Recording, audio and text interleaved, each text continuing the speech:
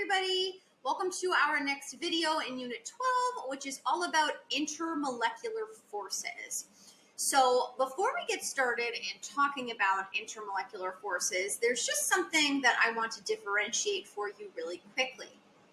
So far in chemistry, you've been talking and hearing about intramolecular forces, like we talked about covalent bonds and ionic bonds and metallic bonds.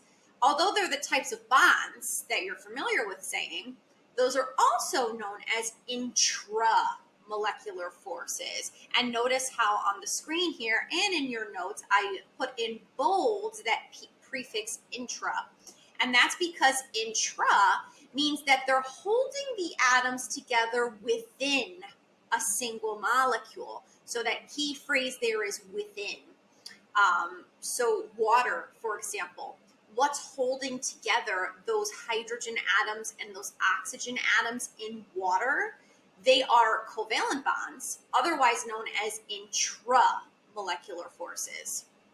However, with water, we can also consider something else. What's holding the separate water molecules together? Are there any attractive or repulsive forces between the water molecules themselves? And that's what we call an intermolecular force, which is what we're going to be talking about in this particular video. And the word inter means that they are forces of attraction that exist between molecules. So here's a really nice image that I think I included in your notes as well. So here are hydrochloric acid molecules. So here's one hydrochloric acid molecule, here's another, and then here's another. So there are three molecules. Those particular molecules are held together by intramolecular forces of attraction. They are your covalent bonds. So two nonmetals are always held together by covalent bonds. So that's what this is right here. However, we also have weak forces of attraction between the molecules themselves. And those are what we call intermolecular forces. So notice in red, they're signifying those intermolecular forces of attraction, which I normally will abbreviate to just IMAs, intermolecular forces of attraction. You might also see IMFs sometimes. Either way, they mean the same thing. Notice how these intermolecular forces are also shown as dotted lines. So the dotted lines mean that they're not as strong as your intramolecular forces. So your covalent bonds and your ionic bonds and your metallic bonds are much stronger than these intermolecular forces, which is what they're showing on here by showing that they're dotted lines. So we're going to be talking in this section just about intermolecular forces right here. And there really are three basic types. There's more than three, but we're just going to talk about the three most common ones that you're familiar with. And we might touch on a fourth one in the next unit, I think, because it's very relevant to that unit. So we are going to touch on London dispersion, intermolecular forces of attraction. We're going to talk about dipole-dipole. And we're going to talk about hydrogen bonding. Let's get into London dispersion intermolecular forces first. So a London dispersion force is a temporary, otherwise known as instantaneous, dipole when an atom's or molecule's electrons are distributed asymmetrically about the nucleus. So dipole. Let's go ahead and just get that down first. So dipole just means that it's polar. So dipole breaks down into two poles, which we know is a polar atom or molecule. Really molecule, but we're going to see this actually corresponds to atoms as well. So we're creating a polar atom or molecule because its electrons are not distributed symmetrically about the nucleus. So what does that mean? I have some images here that could show this for you. Most of the time, or all of the time really, you're very familiar with seeing the nucleus of an atom in the center of its electron cloud. So here's the nucleus, And here are its electrons. So if we were to signify what element this is, it would probably be lithium, because lithium has, of course, 3 valence electrons. However, sometimes those electrons are not going to be distributed symmetrically. So here it looks like they're pretty symmetrically distributed all along. However, sometimes, just by chance, all of your electrons might be on one side of this molecule, or atom, in fact. So all of your electrons just happen to be on one side of the molecule in this case, or I keep saying molecule, in the atom. So when that happens, this becomes a polar atom for just a split second of time, and that's why we call this instantaneous. So this means that this happens for just a split second. Split second.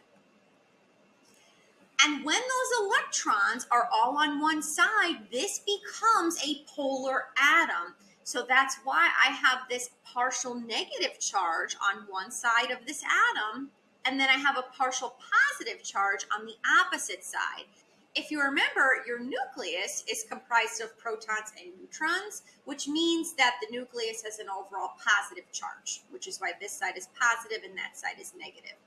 So this becomes a polar atom when those electrons are not distributed symmetrically. And so when that happens, when I have a polar atom, you're going to find that one polar atom, because it has partial negative and partial positive sides, can attract other nearby atoms or molecules, either by pushing away the nucleus or pulling it towards itself, depending on which side of the molecule it's on, or atom. So this right here is your London dispersion force, which I'm usually going to abbreviate to just LD, your London dispersion force of attraction. Very, very weak intermolecular force, and it's only because you have an asymmetric distribution of electrons surrounding the nucleus of an atom or molecule. And something really interesting is that London dispersion intermolecular forces account for the trend in boiling point with all of the noble gases. So you might have seen something like this before, but I'm not sure. If you look up the boiling point for all of the noble gases, so I have helium, neon, argon, krypton, and xenon, you'll find that the boiling point in Kelvin actually goes up as you go down that group. And there's a very specific reason as to why the boiling point increases. Helium, for example, has only 2 electrons. So those 2 electrons, if they're distributed asymmetrically about the nucleus, let's say both of those electrons happen to be on this side of the molecule, making this side have the partial negative and that side have the partial positive, because there's only 2 electrons, it's not going to create as strong of a force as something that has a lot more electrons. Let's just go ahead and jump right to xenon, because I think it makes a lot more sense to compare it straight to this. Look how many electrons xenon has. I believe it has 54 electrons. What if all 54 of these electrons was on one side of this nucleus? So just imagine all 54 electrons on this right-hand side, like that. So I'm not going to draw 54, but you get the general idea. All 54 are here, and you have none on the left-hand side. With another xenon atom, I'm just going to draw another circle right here, and I'm just going to represent xenon with the symbol in the middle. This can create a stronger force of attraction with another molecule because there are more electrons. So the more electrons that an atom or molecule has, the stronger the London dispersion forces can be, because it creates a more polar atom or molecule. And that's because it has more electrons. So, and that's exactly what's happening as we increase the number of electrons going down the noble gases. Helium has 2 electrons. So with another helium atom, just draw another helium here, this polar atom if it is polar because of that asymmetric distribution, might not be as strong of an attraction because there's only 2 electrons. Xenon, on the other hand, could form a really strong attraction with another one because there are more electrons to create a more polar situation. So I'm going to write here more polar dipole created. And this accounts, these London dispersion forces account for a lot of trends you see like this. So let's talk about another example actually. There are also trends with just hydrocarbons. So hydrocarbons are just hydrogen atoms bonded to carbon atoms. So hydrocarbon makes sense. Here is just a list of hydrocarbons going across. You'll see that the number of carbon atoms in each molecule increases, and then your number of hydrogen atoms as well. Because all of these are composed of just carbons and hydrogens, these are all going to be nonpolar molecules. So these are all nonpolar, which means that they have to have London dispersion forces. In fact, any atom or molecule, whether they're polar or not, will experience London dispersion forces of attraction. Methane, if you were to count the number of electrons that methane has in total, so carbon has 6, and then each hydrogen atom has 1. So this right here only contains a total of 10 electrons. Ethane, for example, so each carbon has 6, so that's a total of 12, plus another 6 gives me 18 electrons total. And as you go across, you can calculate how many electrons they have, but of course, because the number of carbon atoms is increasing, of course you're going to have more electrons. So I have the most electrons in this molecule, paraffin, which you can find a lot in candles. You might be familiar with like paraffin wax. Paraffin wax is a solid at room temperature. Methane and ethane are both gases. Propane and butane. Propane you can find in your grills outside. You might have to fill it up with propane. And butane is in lighters. You'll notice that in lighters, if they're clear, you might see a liquid inside of there. They're easily liquefied gases. So these have a little bit of a higher boiling point because they're easily liquefied. Gasoline and kerosene, these are just one of the primary components in gasoline and kerosene because they're made up of a lot. This is actually octane right here, but gasoline and kerosene are liquids at room temperature. And that's because they're comprised of molecules that are a little bit bigger than your methanes, ethanes, propanes, and butanes. Whereas paraffin has even more carbon atoms, which means it has more electrons. So because this molecule has so many electrons, it's actually a solid at room temperature. Your London dispersion forces of attraction are the strongest in paraffin, and that's because paraffin has the most amount of electrons, just like we saw talking about xenon right here. Because xenon has the most electrons, it creates the most polar atom in this sense, which can attract other nearby molecules. When it attracts other nearby atoms or molecules more strongly, it's not able to melt or it's not able to vaporize at a very low temperature. Because methane and ethane are really nonpolar, they're not going to attract other nearby molecules so much. They don't care if they go far away from one another and go into the gaseous state of matter. Paraffin, on the other hand, because they can attract their neighbors, they want to stay close to them. And that's the whole idea behind London dispersion forces of attraction. So, as molecular size increases, the number of electrons increases, which makes the London dispersion forces much stronger. And in turn, like I mentioned, all atoms and molecules experience London dispersion intermolecular forces. So I've only talked about just nonpolar molecules here, but that's because nonpolar molecules only have London dispersion forces of attraction. They're not going to have the other two. But your polar molecules can also exhibit London dispersion forces as well. everything can, because everything has electrons, because that's what's needed to bond. You need electrons somewhere. Let's talk about something else with London dispersion forces. So we're going to dive in a little bit more deeply into vaporization here. So stronger London dispersion forces lead to, we have higher melting and boiling points, as well as decreased vapor pressure and volatility, which we're going to talk about in this particular slide here.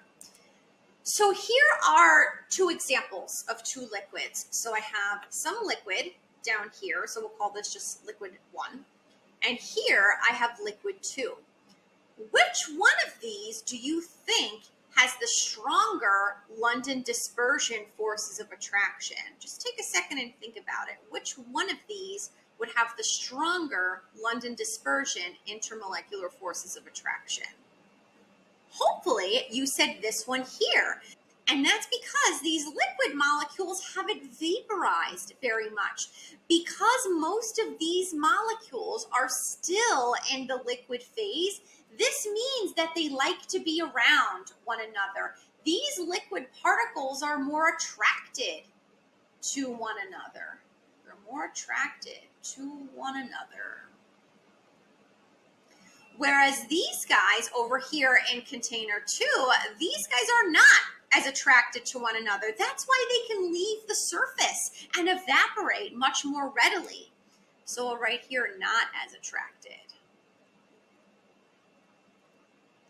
So this means that this one here has the stronger London dispersion IMAs. So what does that mean? Well, this means that this first sample has the higher boiling point. So it takes more energy to vaporize this liquid because we have to break those stronger intermolecular forces of attraction. This one here on the right has a lower boiling point. We don't need as much energy to break those intermolecular forces. So this boils at a much lower temperature. What also happens is we can consider something that's known as vapor pressure, which I might have talked about in the last unit. I don't remember, but I did want to hit at it. But I did want to touch on this in this unit as well. Let's talk about what vapor pressure means. So we have to imagine that both of these containers are sealed on the top. So I'm just going to draw little cross hatches here to show that both of these have some sort of a cap on them, or they're sealed in some way, shape, or form. So they're capped on top. This substance here, so substance A1, I don't remember what I called it. We're just going to say the one on the left. This one has the higher boiling point, which means it takes more energy to vaporize this substance. So we're going to have some amount of gas in its vapor phase because it is evaporating, but it's not evaporating that much. So I have some vapor in here. And as we know, vapor or gases, when something is a gas, it exerts some pressure in the system. So these gaseous molecules, whatever this exerts some pressure. I'm just going to say exerts some pressure, some P. This one on the right, the one with the lower boiling point, notice how more of these particles has vaporized. There are more gases that are in this system that are contained within this sealed vessel. And because there are more particles within this system, these particles exerts a higher pressure. That's what we call a vapor pressure. So a vapor pressure is, if you were to put a definition to it, and it's kind of, I think it's a strange definition. It's kind of hard to visualize, I suppose.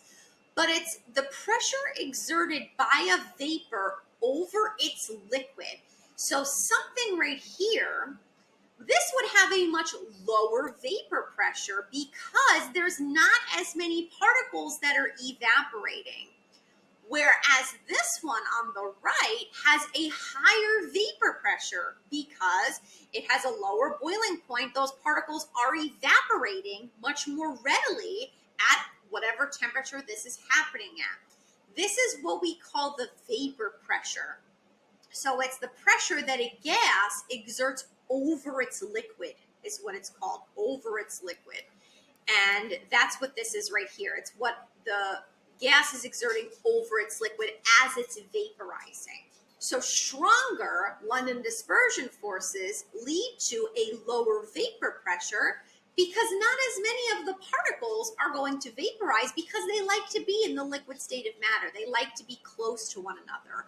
Of course, when something vaporizes, they're very far apart and they're not going to be as close to one another as they would like.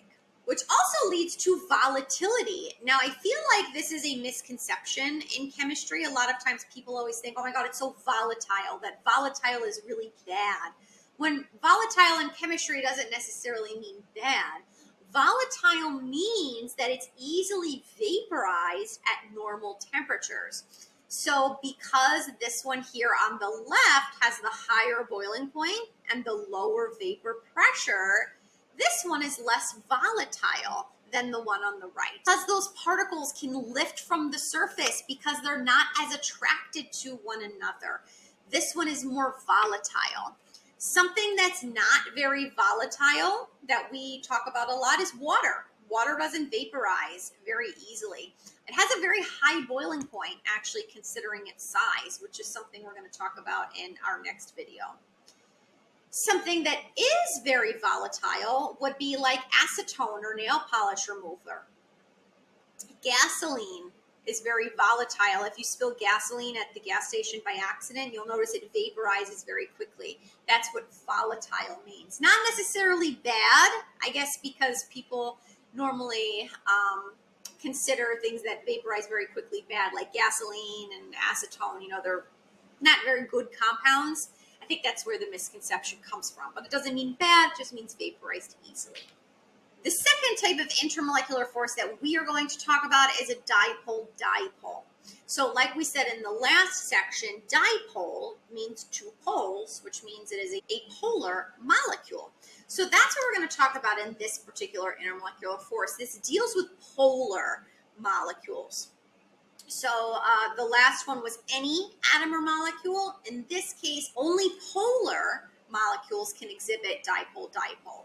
So what this is it's an attractive force between the positive end of one polar molecule and the negative end of another polar molecule. So because polar molecules have a positive end and a negative end, they can attract one another very, very easily. And that's where your dipole-dipole intermolecular force comes into play.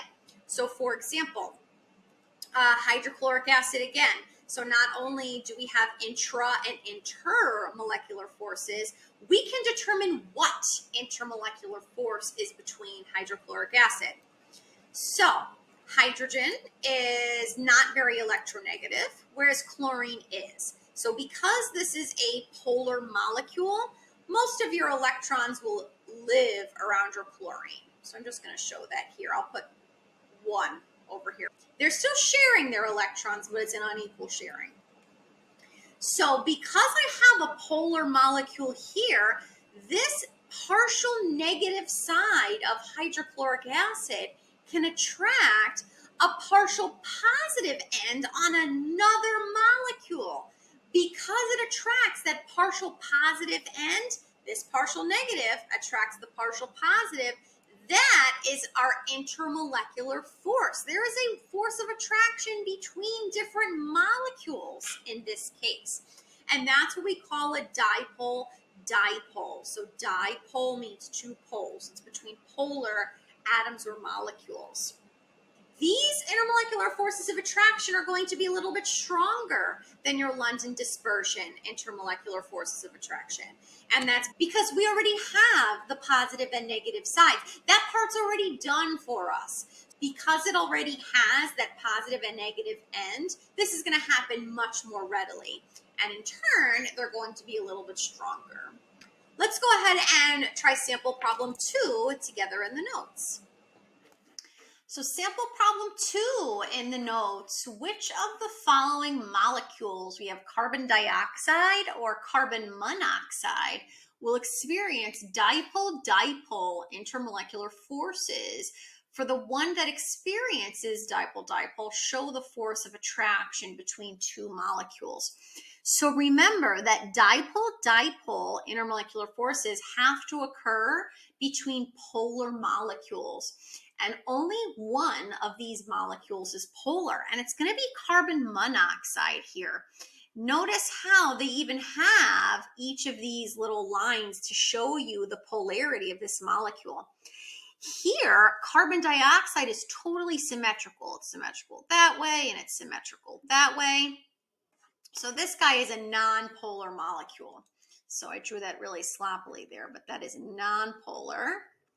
So let's identify partial negative and partial positive sides. So your oxygen is much more electronegative than carbon. In fact, oxygen is one of the most electronegative elements on the periodic table. So this side of the molecule has your partial negative charge, and this side has your partial positive. So what happens is, because positives and negatives attract, this will attract another nearby carbon monoxide molecule. Actually, the Lewis dot structure is kind of weird. It's not like something you've ever seen before, but it actually has two lone pairs, one on each of those atoms. Very, very weird, kind of goes against all the rules we know of, but not going to get into that right here. Let's just go ahead and draw another carbon monoxide molecule nearby. So there it is, lone pair on each atom. And just for fun, we can include partial negative and partial positive charges. So your intermolecular force of attraction, let's go ahead and do this in a different color here. We'll choose orange. So this partial negative side of oxygen is going to be weakly attracted to this carbon on another nearby molecule, and it has to be between the oxygen on one and the carbon on another, because positives and negatives attract each other. You can either draw the intermolecular force like this, or you could draw it this way as well. So let me just go back here and get rid of that. And you could also draw a dotted line this way. Either way, it doesn't matter. You should always, however, have it as a dotted line or slashed lines. And that's because it shows that these intermolecular forces are much weaker than the covalent intramolecular forces. Let's go ahead and talk about the next intermolecular force back on the PowerPoint slide. And lastly, let's talk about hydrogen bond. Now, don't let the word bond confuse you, because even though this is a hydrogen bond, this is still an intermolecular force of attraction. Now, hydrogen bonds are very, very specific. There's very specific criteria that you need in a molecule in order for it to exhibit hydrogen bonding. So hydrogen bonding is a force of attraction between an electronegative atom on one molecule and a hydrogen on another molecule. So again, it's intermolecular, which means it's between two molecules, but we do have to have very specific conditions, and those conditions are outlined below in this criteria section.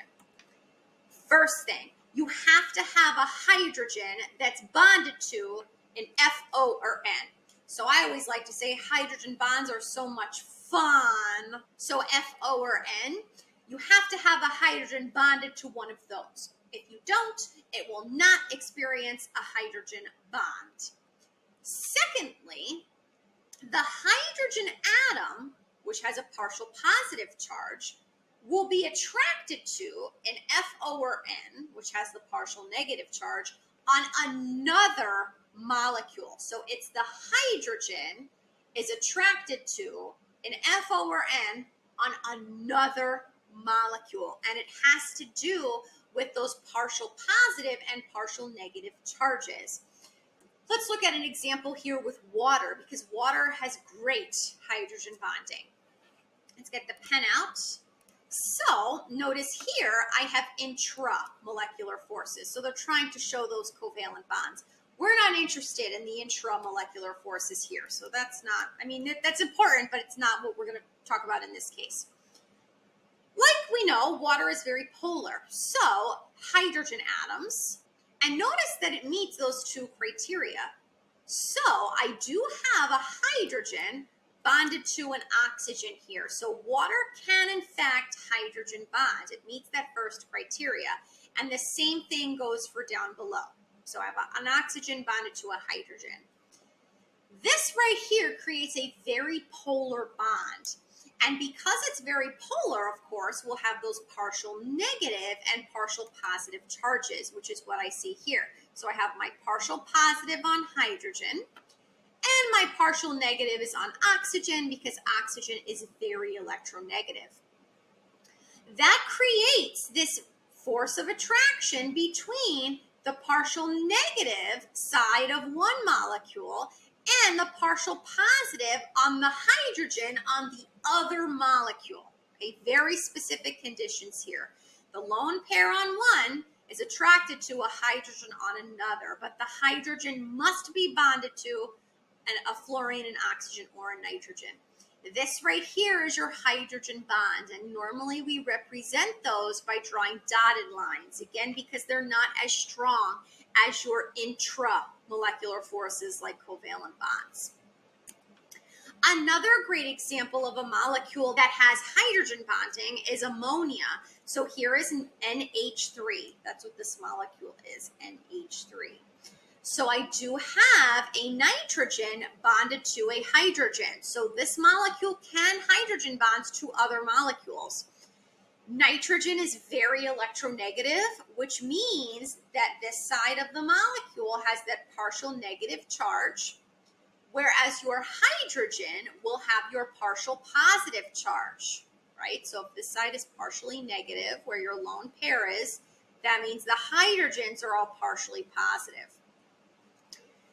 Positives and negatives attract. So the lone pair on one molecule with the partially negative charge is attracted to the partially positive side of hydrogen. So there's your hydrogen bond in between those two ammonia molecules.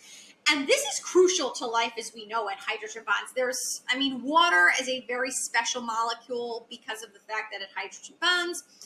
But if you're in AP biology, which a lot of my Chem 2 students are usually in AP biology, so I like to talk about this, this is what holds together your strands of DNA. So you might be familiar with adenine and thymine and guanine and cytosine. They always have to be in those two pairs, right? I can't have adenine bonded to guanine. It doesn't work. Well, why doesn't that work? It has to do with the hydrogen bonds. So guanine and cytosine can hydrogen bond 3 times to one another. So their structures, I don't know why this is drawn with like little boxes here, but these can hydrogen bond to one another 3 times. So their structures match together very, very nicely. Whereas adenine and thymine, their structures match up together nicely as well because they can hydrogen bond to one another 2 times. As a result, they have to be in these pairs. Now, hydrogen bonds are relatively weak, but they're very strong when there's a lot of them. So your DNA strands are held together by these hydrogen bonds. So in between each of these molecules here, each of these base pairs, you're going to have hydrogen bonds. But your body has enzymes that breaks those hydrogen bonds. So they're strong when there is a lot of them, but you have enzymes that can break those relatively weak intermolecular forces, those hydrogen bonds. And that's what allows for your DNA to replicate one another. So hydrogen bonds are important in life because they literally hold our strands of DNA together. And just judging by the number of hydrogen bonds they have, it takes quite a bit more energy to break guanine and cytosine than it does thymine and adenine, and that's because we have 3 hydrogen bonds to break as opposed to just 2. So there's a nice little fun fact for you. So let's finish this video off strong with sample problem 3. So consider the isomers of C2H6 O below. So an isomer, just so you're aware, we're going to learn about these in our organic chemistry unit, but isomers have the same formula, but they have different structures. Which you're going to see with each of these structures down below here. So both of these have the formula C2H6O, but they have two totally different structures. You can see their elements are not connected the same way. So which one of these can hydrogen bond? So remember, in order to have a hydrogen bond, you have to meet two pieces of criteria. So the first criteria is that your hydrogen must be bonded to an F, O, or N. Let's go ahead and look at this first one here. I don't have a hydrogen bonded to an F, O, or N. Therefore, this molecule does not have the ability to hydrogen bond. It has oxygen and hydrogen both in it, but they are not bonded to one another. So this molecule does not have the ability to form hydrogen bonds. This one, however, does, because I do meet that first criteria. I do have an oxygen directly bonded to a hydrogen. So this one can, in fact, hydrogen bond. What you're being asked to do is then to draw a hydrogen bond actually between two of these structures. So we do have to draw another one of these again. Let's go ahead and get some lone pairs on oxygen. And we can identify too that your hydrogen here would be partially positive. The reason why you only have it between a hydrogen or an oxygen is because it's a very polar bond. So that means that you have this partially positive and partially negative charge here. And I'm just going to draw another molecule, the same exact thing right below this. So I'm just going to make this easy on us, and I'm going to draw the same thing, but I'm just going to draw it a little bit more towards the left here. So I'm going to draw some hydrogens on this side, draw a couple of hydrogens here, and there's my lone pair there. So let's go ahead and look at that second piece of criteria. This says the hydrogen will be attracted to an F, O, or N on another molecule. So the hydrogen is attracted to an F, O, or N on another molecule. I'm going to use this one down below. This hydrogen is attracted to that lone pair on the oxygen molecule up above, right here. There is your hydrogen bond. I drew it in pink here. I'm going to abbreviate that to just H bond. H bond's there. It is always an F, O, or N is attracted to a hydrogen on another nearby molecule, which is what both of these examples up here are also showing as well. We will do lots of practice with this in class. You will become very familiar with these intermolecular forces. Like I said, they are so important, not only in AP chemistry, but in chemistry in general. It helps us to determine why do certain molecules and elements have the properties that they do. If you have any questions on this section, make sure you take some notes in your notes for me. Write down any questions you may have. Ask me next time in class, or when you see me, stop by in the morning, whatever works for you. Otherwise, I will see you in the next video, which is when we take all of this information and we start to actually use it in real problems. So I will see you then. Bye.